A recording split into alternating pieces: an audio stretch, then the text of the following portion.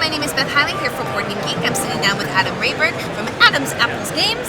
Hi, thanks for having me. Hi, and you've brought us Swordcrafters with the pretty impressive looking components in it. Yes. We're going to be crafting sword. Starting with the mere hilt. That's right, you start with the hilt assembly. You have 2 gems on your hilt. It's a set collection, I cut, you choose game.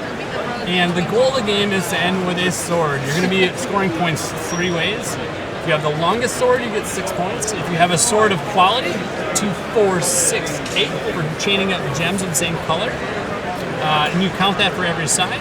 And then also sword magic cards. So if you have the most of 2 types of gems, like blue and orange, count that up everywhere on your sword. Just score points for that as well. Right, so all 4 sides of this. You got it. And so it's a pretty unique I cut, you choose mechanic. It plays over 6 rounds. It's 1 to 5 players in 30 minutes. Yeah, give us a little walkthrough of sort of how that cut and choose. Yeah, sure. So you'll notice quick there's a big random assortment of gems in the center of the table, right? And there's also one interesting tile. So on your turn, like any good sword fighter, you're going to make a straight cut. You're not going to be making an angled cut. So your cut has to be either vertical or horizontal, right? You cut here, you can cut here. That's all fine, all right? So I would cut, player 2 would cut, player 3 would cut, and player 4 might cut. And you can cut into something that's already been cut as well, okay? Now, player 1 has a choice, which group of tiles do they want to choose, all right? This group seems great, but you also want to look at your sword, okay? So I have a blank up here. I'm an orange, so I want to keep chaining my orange quality. So even though this one only has 2, it might still be relevant for me. Good.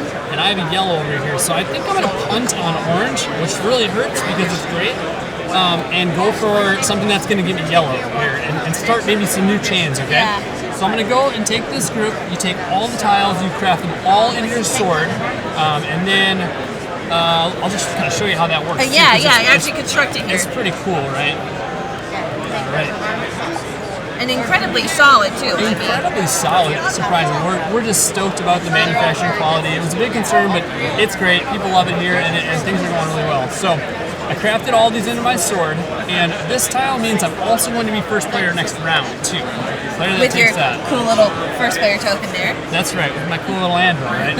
Now, player 2 gets to grab a group, craft it all into their sword. Player 3 gets to grab a group, craft it into their sword. Player 4, the last set of tiles is discarded, and we set up a new round and play 6 rounds, and we compare swords at the end of the game. And it looks like we got a couple monsters over there. Yeah, so this is Swordcrafters. We're talking about Swordcrafters, the base game and also the expanded edition. So we have a base game and an expanded edition. We have 3 additional modules in the expanded edition that you can add to the game.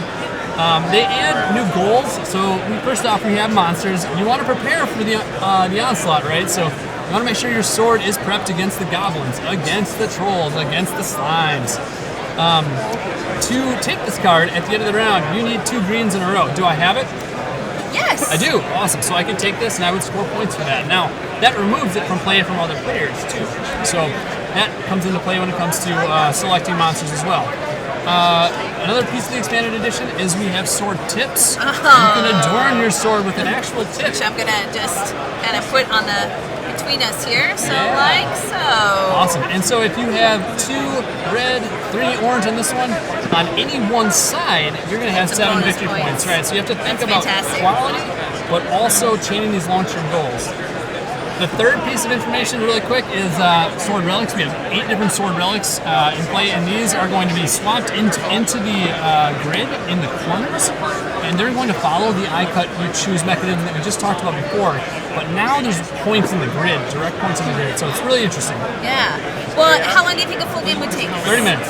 There you go. Yep, 1 to 5 players, so 30 minutes, 2 to 5 solos, probably about 15.